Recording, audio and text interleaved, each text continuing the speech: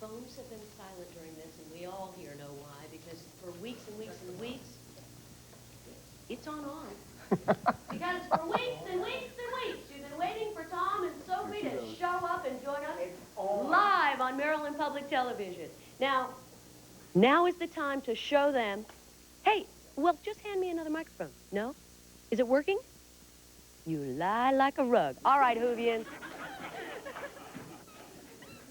Tom and Sophie, ever since they landed from England, have heard nothing but nobody loves Doctor Who like the fans here. And we know you've been watching in Delaware, in West Virginia, in Washington.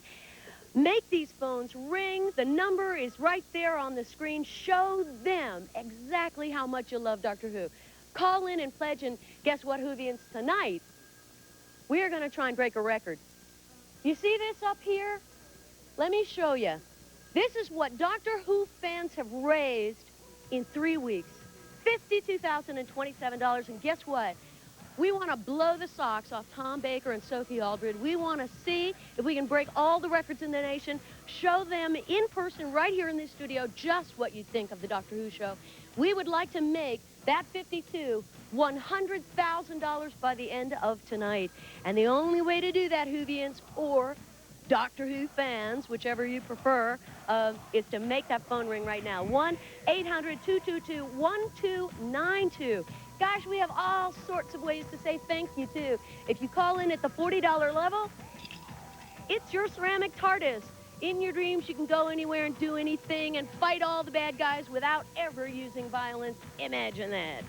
Now, at the $60 level, you can get your Doctor Who TARDIS mug. Start your day with hot chocolate or coffee or hot tea in this thing. And I think it disappears when hot goes in, but gosh, I haven't poured hot water in. I'll have to do that for you later tonight. We'll see exactly what it does.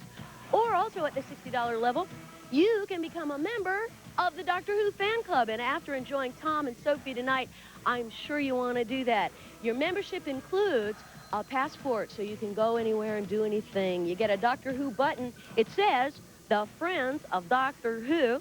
You also get a quarterly newsletter, and you get a card to carry in your wallet that shows that, yes, indeed, you are a fan of Doctor Who.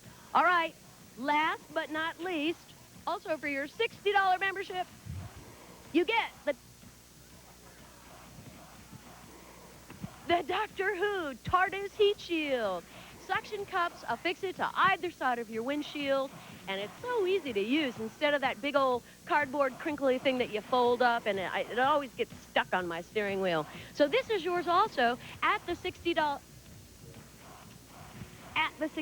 level, see? And this is what it looks like, okay? Tom and Sophie, what do you think of the heat shield? When I got They love it. They love it. They love it. They'd get one. Perhaps we'll give them one to take back to England.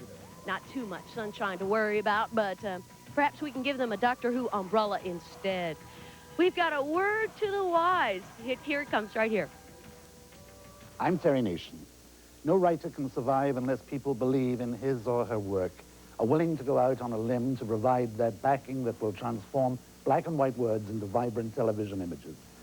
So too with public television. Without your financial support, this station can't transform your programming desires into programming reality. The creative process is a team effort. Won't you please join our team? Please call in your generous contribution right now. Thank you. One of the things that's exciting about Doctor Who on MPT is that it's always here. It doesn't go anyplace on Saturday nights. You know at 11 o'clock on Saturday nights, you can turn on MPT and Doctor Who is going to be waiting for you. Whether it's Tom Baker or Sylvester McCoy or William Hartnell or any of the 7 Doctors. And that's because of the great support that people show to MPT for Doctor Who, making the phones ring, being the #1 program on MPT for getting pledges. That's why Tom Baker and Sophie Aldred are here tonight, is because of the great support that the people who support Doctor Who on MPT give. So show your support, call with the phones, and join Tom Baker and Sophie Aldred, and keep Tom famous maybe for the rest of his life, and maybe for hundreds of years to come, because he's going to be on MPT for all of those many, many years. Yes, well, I mean, I am really very grateful to be here because while I'm delighted that you might enjoy what I'm in, I do think really seriously that the important thing about public broadcasting is it's up to you to guard the choice that you have there. You know, when I say stamp out commercial television, that's being a bit silly. We can't do that. But the thing is, we must guard the precious thing. I mean, I think actually that often commercial television, which has excellent things on it, just kind of happens at you, it hammers you, and it keeps being interrupted, doesn't it? Everything keeps being interrupted, and they'll be right back. And so as one's imagination is just gently moving towards some marvelous concept, like something nice and simple, like the meaning of life, suddenly there comes it gets confused with shampoo or clogs or underarm deodorant or something like that. Now, that is an alternative. That's why those phones are ringing. They're ringing because there are lots and lots of people, thank God, who want the alternative. I mean, everybody, people have that go to hell in their own way, and if they want some trash, let them watch some trash, that's all right. They want some junk, let them have some junk. But the really important thing is to have the alternative, to have the sacred choice of excellence. That's what's important, because the trash is always there. The excellence can sometimes be elusive. Well, when you call tonight, we have something that we have shown to Tom and Sophie, and they're excited about it too. Al Hirschfeld, who is an internationally known artist. Oh, yeah. We commissioned a portrait of the 7 doctors, and you're in it, Tom, I'm thrilled to point out. And this is an exclusive signed and numbered lithograph that Hirschfeld did just for MPT, and it is right here with us on the set, and this is truly a piece of art. It is something that I really think will increase in value over the years. Hirschfeld has been drawing for over 60 years. This is at our $500 pledge level, and yes, that is a lot of money. There you see Tom, as he was in... actually, you're masking yes, me. let me...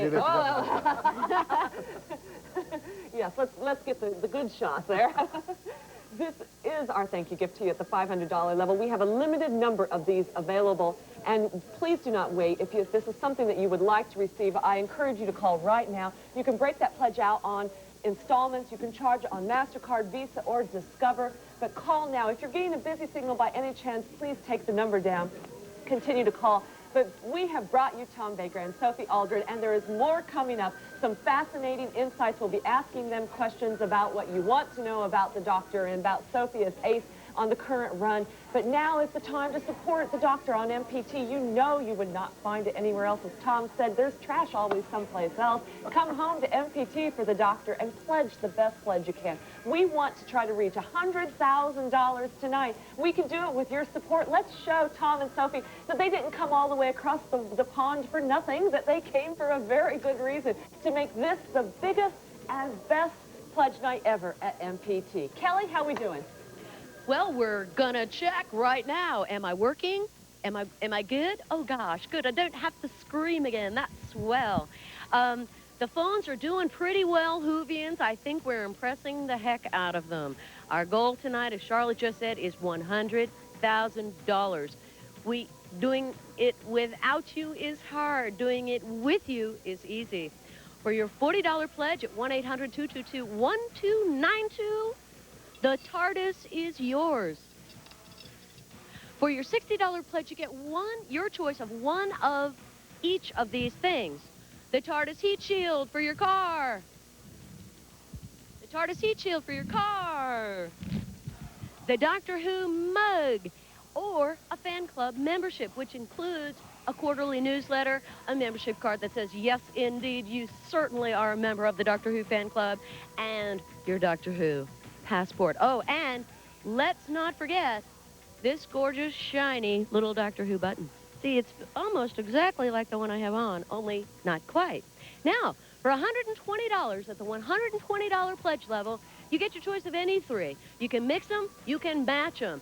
And for $180, you get the membership, the mug, the heat shield, and the TARDIS bank, or 4 of anything. And it's all yours, except, of course, that little jewel of a lithograph, which is extra, extra special. That's yours for your $500 pledge. Well, are we going to check the tote? Are we going to see what you Whovians have done so far? The phones are ringing pretty well. Pretty well. Keep it up. We're impressing the heck out of them. Tom has a very impressed look on his face. Bass. Da da da da da da. Drum roll, please. Hoovians, $5,000 in 10 minutes. Not bad. We applaud you. We applaud you. The 800 numbers on your screen. We have several ways of saying thank you, and here's one. Thank you. And now, something for you. In this 25th year of Doctor Who, I, the cyber leader, demand that you be generous in your support for public television. That would be excellent. Well, We're awaiting your pledge right now. Call the number, it's on your screen, and if you can't come up with the money right now, don't forget you can charge on your Visa or your MasterCard. You can make convenient monthly installments. So if you want to get like the Hirschfeld at $500, it's a lot of money, but it's only $42 a month.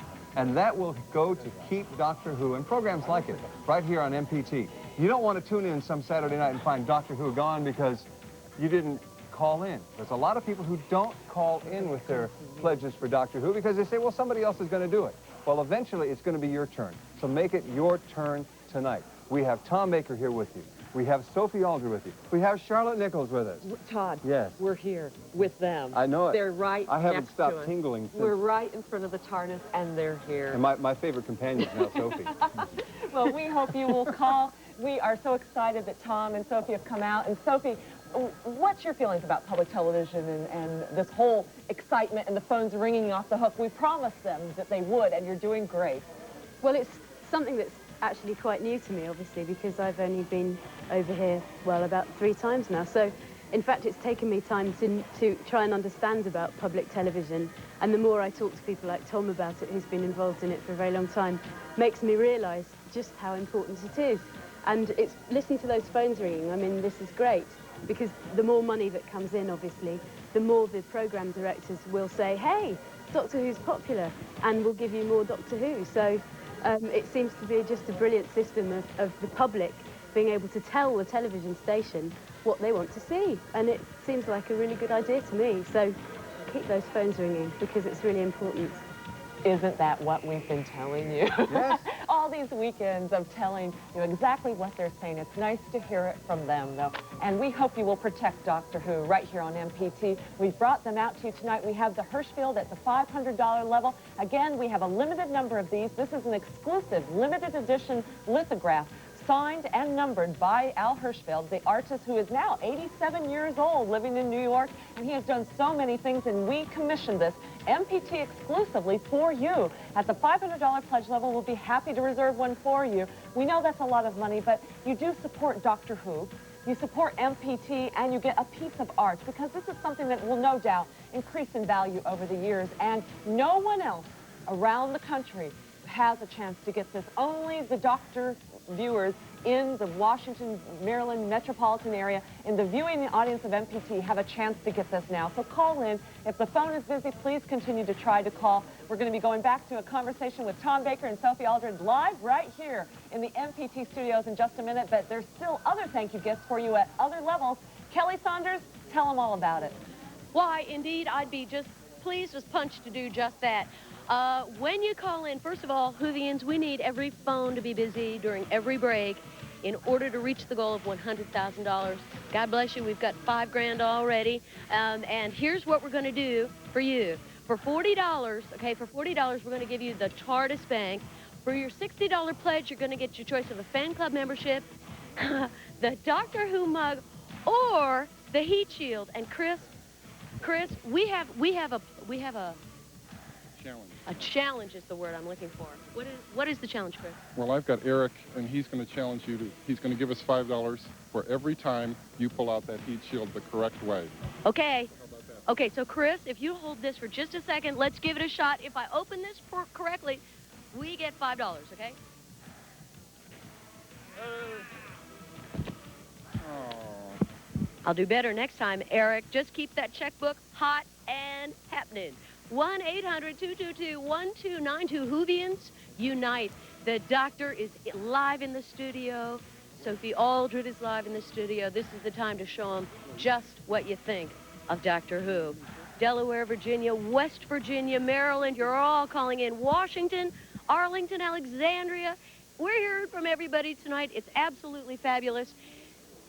We're trying to make almost $50,000 more, and we're trying to do it tonight. And only you can make it happen, Whovians.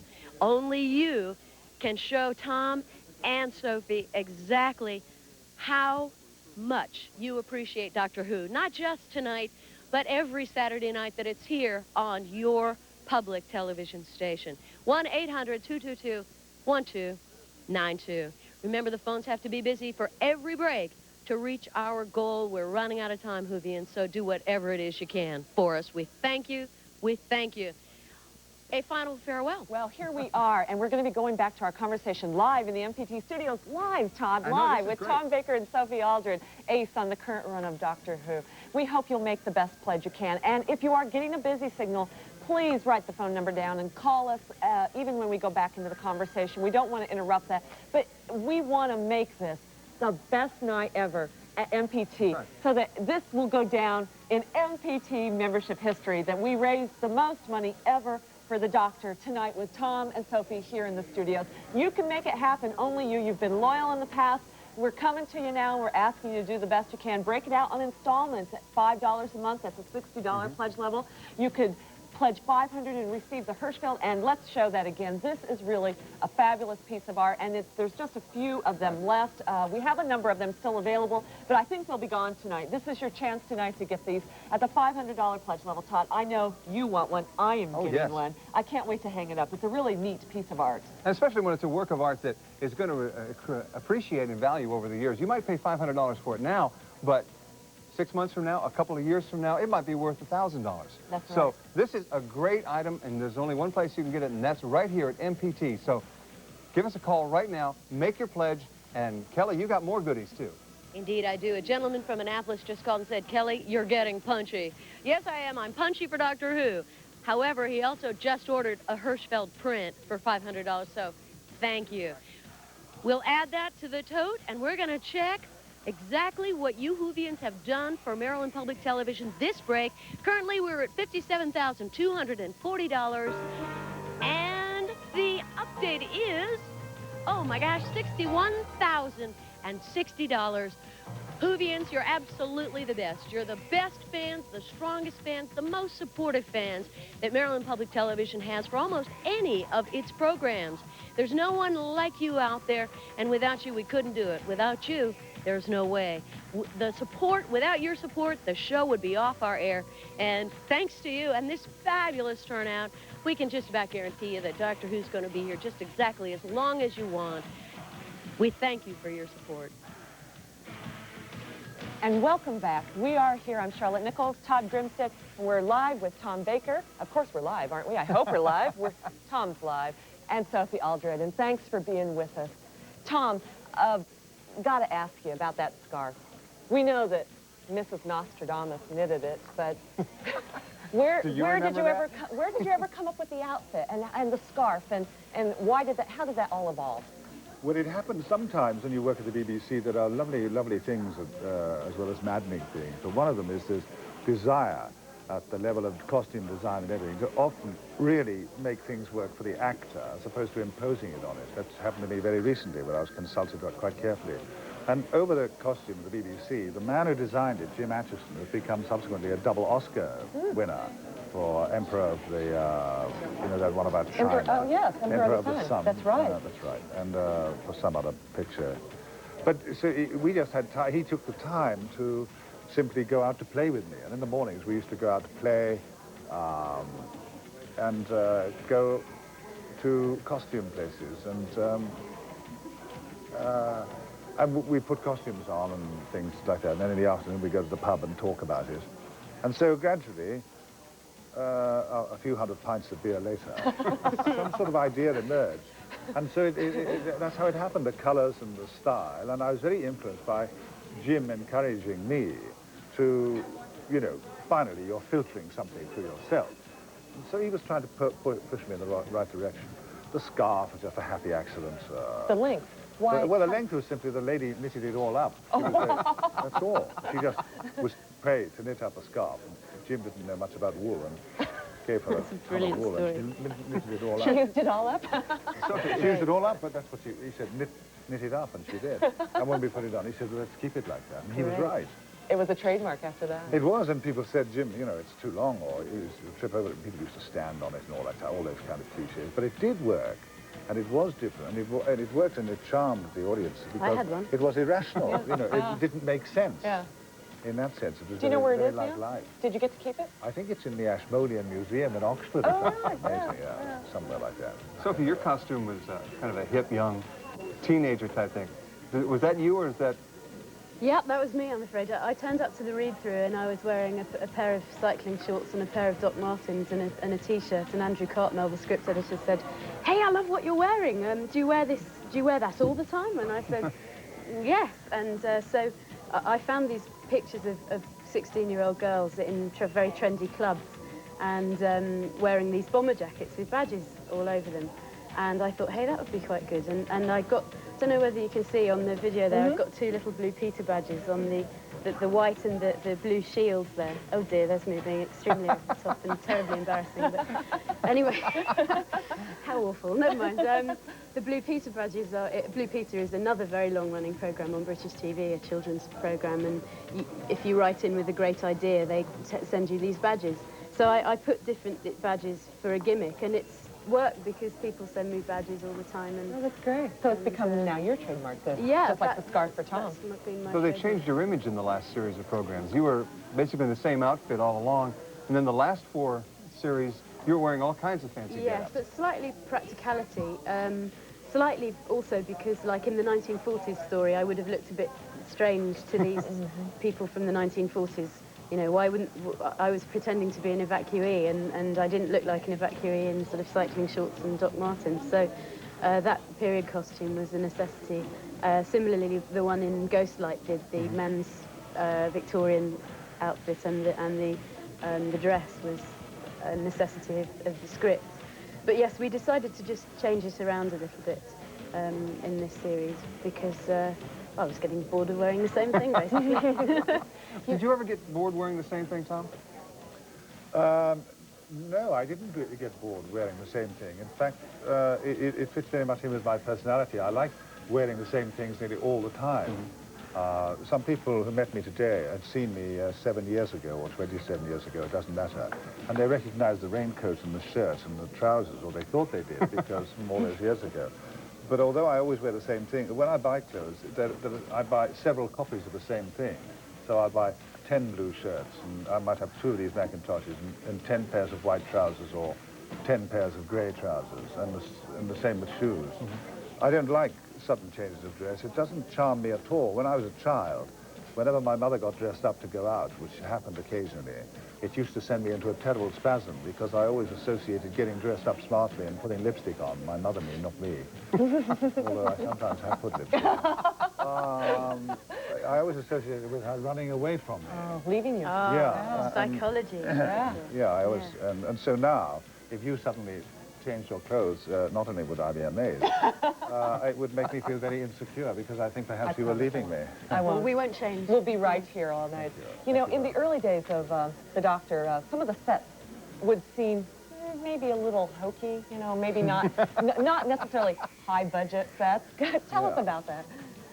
Hokey. What do you want to talk about that, Sophie? I mean, Okay, well, I mean, I'm looking at this set behind us here where we have this marvellous interior of the TARDIS, and we have these paper plates stuck to the walls, which obviously you can't see on the screen, and in fact, I hate to say it, but it's rather better constructed than the BBC version. No, that's not perfect. Maybe we shouldn't have asked about the sets in the early days. In fact, I was going to tell Tom earlier that the console that we use in the TARDIS still has scribblings of reverse the polarity of the neutron flow, and little phrases that obviously doctors throughout the years who couldn't quite remember the kind of gobbledygooky scientific language have written on the console for future use, and so that they can lean over and go, ah, yes. And Sylvester found that a great help. I must say. So, I left a lot of messages. yeah, well, Sylvester's eternally grateful to you.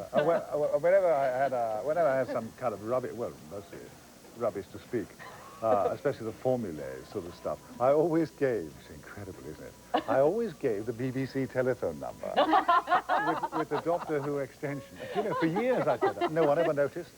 No one ever noticed at all. We could put a trivia book together after tonight. This is things that we didn't even have in the 25th anniversary book, I don't think. Well, do you think the sets then, they probably grew more involved as the show grew then, would you say? Did they get more, you know, impressive over the years? I don't think actually having impressive sets is what the program is about. I think actually when you try and do any kind of project which requires a team of people, the thing to do is where do you lay the correct emphases? Is the designer as important as the director? Is the director more important than what the actors want to do? And it's when all these things cohere sweetly and with great harmony and everyone is taking his place and not trying to obtrude, then it will work beautifully. It can't be about good sets. It's principally, really, I imagine it's principally about the conviction of the characters. And it doesn't matter that in a fantasy thing that the wall moves just because we can't afford to brace them properly. That doesn't matter. I mean, I've often gone like that. You know, I did that last night in the Hyatt bar. Nobody batted an eyelid, but the Americans are more sophisticated in that way. It doesn't matter. That's not what it's about. Storytelling, which is what we're in the business of doing, storytelling is about conviction. And it's not about smart sets. If you've got smart sets and elegant, witty costumes as well, that's so much the better. But it's the conviction of the characters and their points of view that will keep the audience caring. I must say I was very pleased on my first Doctor Who that I did to find that I had polystyrene rocks to clamber over and cling film sort of and little polystyrene balls, which are still in my shoes, which created this whole sort of ice world. And you're absolutely right. It's the conviction of the viewer that makes those sets real and not be polystyrene rocks or wobbly walls. Because there's a lot of things in Doctor Who. The fact that the Doctor is riding around in space and time with these young women all the time and nothing's ever going on. Well, yes. I mean, I like that. Nothing's ever going on. I like that kind of euphemism. Well, lots would be going on in the audience's mind, you see. I mean, they used to say, didn't they, that the reason why they had pretty girls, which I frequently thought was a cliché, not always, but I used to sometimes think that. They used to think, actually, I used to hear them say, well, the thing is about the girl, she's crumpet for the fathers, you know. And it used to make me want to throw up. I said, oh, no. Get off, you know. But I'm afraid we live in a time, you know, when they say they want to cater for everyone, you know, and so you've got to have pretty girls are defined as crumpets. And this is why, I think, I don't want to really go into that, but this is one of the problems that pretty girls have about being taken seriously, not only as actresses, but as women. You know, the thing is that when people harp on prettiness, is she pretty? She got a good pair of knuckles. What does she look like when she walks? When you're in that area, people are not being taken seriously because the funny things in life and the sad things in life and the achieving things in life are not contingent upon the size of a girl's bosoms, or whether her bottom wiggles, or whether she's got fat, hairy legs. It's about what sort of a girl she is in there. But television frequently militates against that common sense approach. And so pretty girls are annihilated. And would you agree with that? I do entirely. I adore it when Sophie agrees with me. But I think, I mean, I'm very pleased with my character to have started to portray this character who does wear this big bomber jacket. So, I mean, journalists and photographers try to get me to take it off at photo calls, which I don't, because that's part of my character's personality. And, you know, people write to me and say, it's great to see somebody who's not absolutely skinny as a rake and sort of a fashion model, being a role model on TV, because I do think it is really important to have role models that are realistic. If you've got skinny little things who can't stand up for themselves, then girls tend to look at those role models and go, oh, maybe I better not eat and not stand up for myself. And I mean, that's totally damaging to, because we're not like that, are we, girls? I think you'll be a good role model in your position, but you do bring up some of the young lovelies, and of course the Doctor, Tom, did have some female companions. Some people wanted to know which one of the female companions were your favorite. Well, at different times, because I'm a capricious sort of fellow, you know, one was my favorite and one wasn't my favorite. I really did try to cope as well as I could with one. I obviously was partial to Elizabeth because she was the very first and was so nice to me and found me funny. I married Lalla Ward, so, you know, obviously she was my favorite for a while. And I have marvelous memories of that, really wonderful memories. She was so wonderful. And I finally got to like the character that Louise played, you know, the girl who used to kill people. Wonderful. At first I was rather frightened of that, but I got used to it. Yeah, so there's no absolute, you're talking like a journalist, you know, I don't have absolute favorites. Sometimes someone is my favorite, and then 5 minutes later, when I make a gesture, actually I gave myself a headache a minute ago when I did that, and 5 minutes later they're not my favorite. But that's the way it is in life, isn't it? It's like I mean, if you knew what I was thinking all the time, oh God, you wouldn't have me on this program. but generally I did the best I could to work well, and I do like being affectionate with people. I find it, I'm not so professional, I'm not so absolutely professional that I can easily work with people that I don't have any regard for. In a way, I like to perhaps deceive myself, of which I'm an expert, to really, I feel some affection for people and concern, so that if I were working, if Sophie had been with me in the series, as Elizabeth was and the others, I genuinely tried, both as Tom and as the character, to line up the care and concern, but not in any kind of gooey way. But at the same time, not in any kind of detached, it was just a concern, a warm concern. So that when I used to seize hold of the girl, which occasionally I had to do, they always wanted me to kind of get a hold of the girl, like the way people get hold of girls on television, you know, and because I never had to kiss anyone, of course. And yet I used to try to explain to them, but being an alien, I wouldn't have any expertise in that, you see. I had to knock that into their heads. So therefore, when I used to get hold of the girl, I'd get hold of her very awkwardly. And so I wouldn't carry her elegantly like that. And they'd say, Tom, you know, pick her up and look kind of heroic, you know, that looks good. So, yeah, you know, it looked pretty boring as well, as opposed to the children being onto all that kind of thing. Because that's kind of patronizing. I used to like it when it was anarchic and often very silly. You would have deduced already how silly I am, but never mind, that's the way I like to work. You have a go, Sophie. Yeah, well, you talk about, you know, you picking up the girls, but I mean, I've been in situations where I've ended up picking up the Doctor and sort of reversing that whole thing. I had no idea. You must be that witch doctor. No, in the physical way. I mean in the physical way. Well, Sylvester's only 5'6", so... Is he as tall as that? Oh, I had no yes. idea. Oh, yes, yes. I had no idea. What does Sylvester like to work with? He's amazing. I mean, he's... Tom was talking about the relationship between the Doctor and the companion. I think that that's absolutely essential, that kind of working relationship, which is also affectionate and a bit more in real life as well. I think the way that Sylvester and I get on in real life, I hope comes across on the screen. People have said that about it.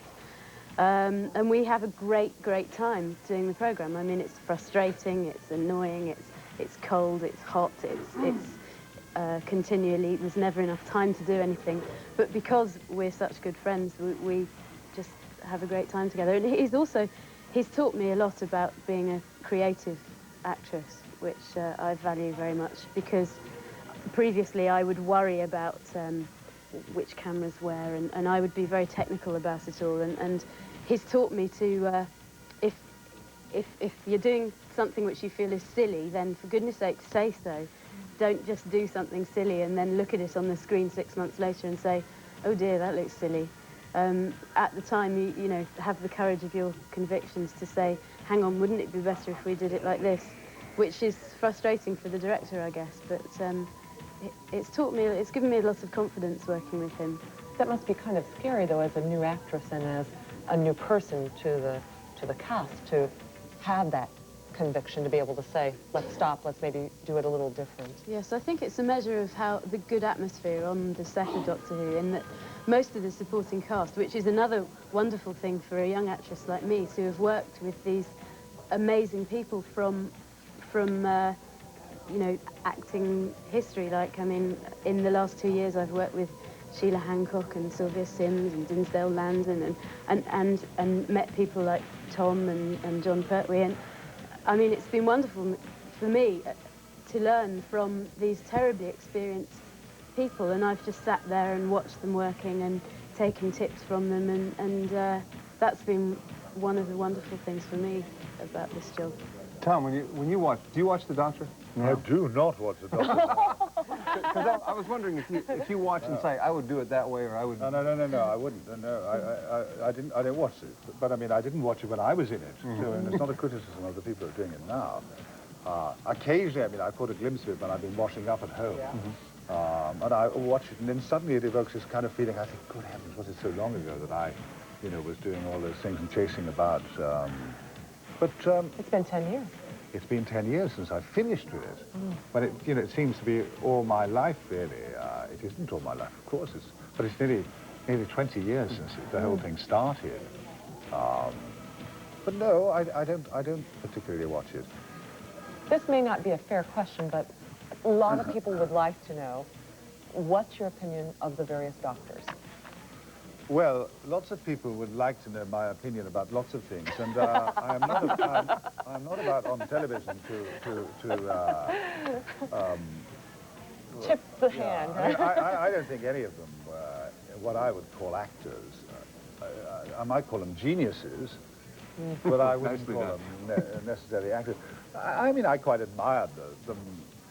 But each one took his turn, didn't they? I mean, I really am not a jealous I'm really not an envious actor at all. I'm able to celebrate someone else's success because I think it's good for us all.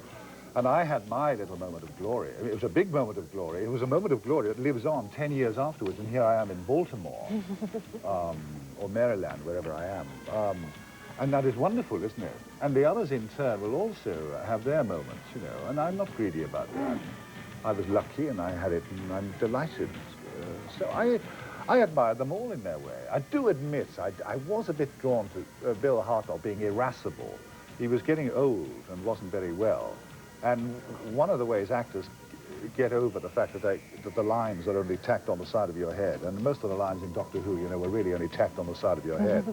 I remember sometimes I used to finish a scene, and 15 seconds later, I couldn't remember what the scene had been about. So where the lines were, I don't know, but they weren't deeply in my brain, such as it is. But I did used to like Bill's cantankerousness. He was very irascible. And he wasn't, he'd say, no, Sophie, no. And it wasn't because he was irascible with Sophie, it's because he didn't really know the lines. And so he was saying it very emphatically, not to give the impression he'd forgotten them. And this was wonderful. Sylvester had his jacket specially designed with two large pockets, which turned out to be an in tray and an out tray. And it's his script. And in some takes, you can actually see a little bit of pink poking out of his pocket because, because the lines are so hellishly so a lot complicated. of it didn't make sense. I mean, I really never knew what was going on, and this was a bit like life, and I'd managed to get to my age without knowing what's going on. But also, you learn to do things. I remember sometimes I'd write something on my hand, and that could look really moody, You're going to be the tall, curly-headed, middle-aged old man. And Sylvester thought of a brilliant idea in the last season, which was to give me all the lines. Instead of saying, now, the Ace, this is an intergalactic Google blaster, he'd say, now, Ace, what's your opinion of this? And I would have to say, oh, Doctor, it's an intergalactic Google blaster, which is a brilliant way of getting around it. Yes, that's right. It's, so that was all that was terrific fun.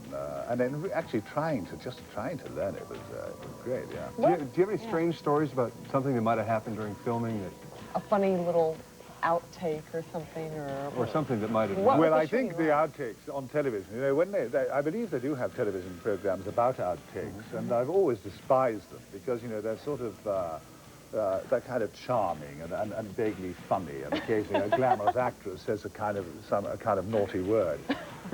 What I just find so boring about these things is they're nothing like the real outtakes. I remember having to run at a door once, and the stagehand, all he had to do, we paced it out. I paced it out for him.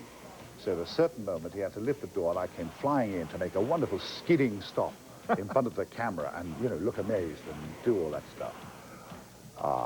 And he was picking his nose or something. He wasn't interested. And I hit this door, boom, like that, and came underneath it because it was a BBC door. Otherwise, I'd been killed. If I'd been at ITV, I'd have been killed. But as it was a BBC door, I just came in like a letter, underneath the door, like that. Now, the language that flew around that set while I, you know, felt so humiliated, because the thing is, everyone cracked up and thought it was funny. And they've got that somewhere, or maybe they haven't got it now, but they should have kept it. Now, when I hopped around in a fit of rage, you know, threatening to kill this stagehand, and blasting his family, and then blasting everyone else for laughing, and of course, the more I blasted, the more they laughed. It got funnier and funnier and funnier. For them, I mean. There's nothing so funny as seeing a leading actor lose his temper and lose his sense of humor. But they couldn't show that because of the violence of my reaction, you see. I mean, I was absolutely going crackers. So these kind of outtakes are all pretty bloody genteel. In fact, quite a lot of television is pretty bloody genteel, really. Never the doctor, never the doctor. How about conventions? You keep coming to the conventions here to be in front of fans like the one that you were with.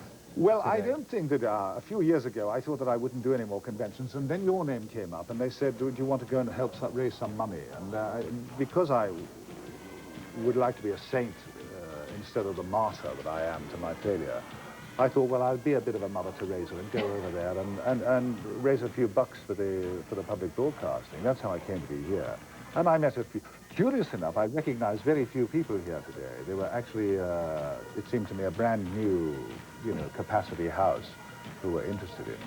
But I get very nervous when I greet the fans because I'm genuinely fond of my supporters, because I'm quite aware, and of course, you know, some of my English colleagues are embarrassed by me, and I don't blame them, but my supporters and my fans, such as they are, all over the place, have created me. Their certainty and their support and their desire to come and see me and their desire to laugh at my dreadful jokes and to share my silliness. If you'd been there this afternoon, it would have curled your hair. No, it couldn't have done that, but it would have surprised you. You know, their willingness to shift from my, you know, silly preaching to my silly sense of humor to my passion about something. And they shifted effortlessly with them, because fans, you see, are lovers. This must not be forgotten. I don't know if you've got any fans, but I hope you have. I hope I have hundreds of thousands of fans. And you must admit yourself, fans are lovers. That's what they are. And they don't stop loving just because I'm older and grey now and rather raddled and not quite the sex symbol that I used to be. Well, the fans don't mind about that. They think, but he used to be. They said, you should have seen him. You should have seen him when he was younger. And so how can I not respond to this, you see?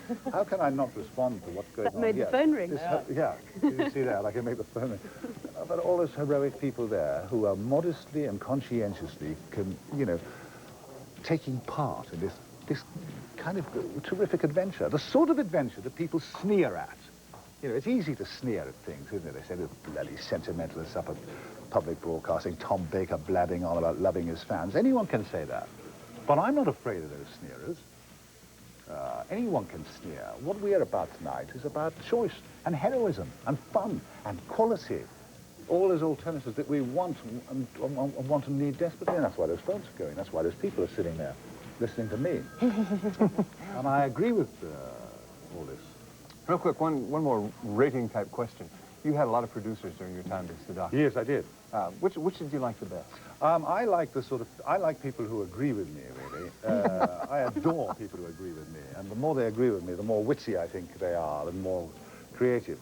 So sometimes, whenever a producer agreed with me, I thought he was the best. And the moment he disagreed with me, I thought he was the worst. But I do remember having a soft spot for the very first producer. I think who only did two with me, who was Barry Letts, who was instrumental in me becoming Doctor Who because he approved of me at the time. I mean, and he agreed with me a lot, you see. He thought I was a good choice. And he used to say, let Tom, see what Tom thinks. Not that I could write the thing or direct or edit it. I couldn't do those things. But he'd say, what does Tom think? And it was important that the fellow who was up there front, his thoughts should be considered. I mean, I was always offering ideas, and my ideas are mostly terrible, and quite rightly they were rejected. But occasionally, one in 211 ideas would be all right. So, yes, I have a very warm thing for Barry Letts. John Nathan Turner was your last one. We have a short piece of tape about when he came on. It was 1980 when he joined the Doctor Who group. I wasn't very long, I don't think, with John Nathan Turner, although I know him quite well. He talked a little bit about the vision that he had for the Doctor Who program. Did he? My Am I vision going to see is that? it should constantly evolve. And when I took over at the helm of the show, it was 1979, and I think I said then somewhere or other that I wanted to take it very firmly into the 80s. I think we're now in an era where one's attempting to take it very firmly into the 90s.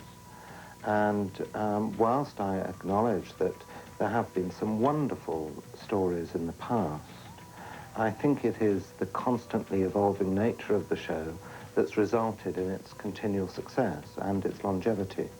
So whilst I'm not dismissing any of the earlier years, quite the reverse in fact, I do think it's this constantly changing, fluid format, if you like, that's helped the show last as long as it has.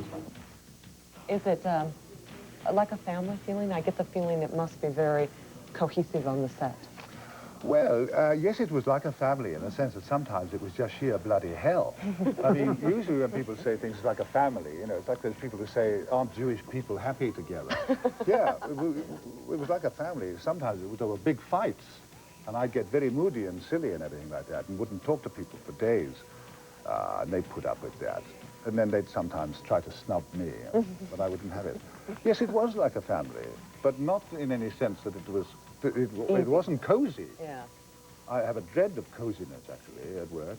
I quite like to think that I quite like working off an edge. I don't like working, actually, when I'm well-fed. I wouldn't have a big lunch if I was working. I wouldn't drink, and nobody loves drink more than I do, especially beer. I wouldn't drink when I was at work, never. It was an absolute passion, but it had to be a bit edgy, and I was in the mood for an argument at any time. But after that, when it was over, I wanted us to love each other and be certain that the anxiety and the edge sprang out of a desire to make it good. Don't you agree? It's horrid. It's horrid if something is too cozy, you see, your critical faculties go, and when they go, nothing innovative can happen. So therefore, it's...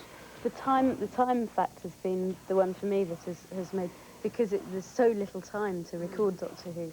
I don't know whether that was true in your time, but that was the edge. I mean, you've just got to get these scenes in. You've got to try and do it in one take, and that for me was the challenge, and kept me constantly thinking about what I was doing. But the family thing, I think that's very true. That there's a crew who was working on all our location stuff, who loved working on Doctor Who, the cameramen and everything like that, and that became nice because you really got to know the names of the cameramen and the sound men and which is something you don't often do on a show. So how much time would you roughly have to shoot a show with today? Well, it's about 4 weeks per 4 episode thing. So a one-take shot, basically. Well, usually they call it rehearse record, but we do record rehearse on Doctor Who. That's usually This is all very fascinating. We are enjoying our conversation with Tom Baker and Sophie Aldred, and we will be going back to more of our conversation in just a moment. But for now, we would like to give you this opportunity to do what we hope you think is the best thing to do, and that is to support public television right now with the best pledge possible.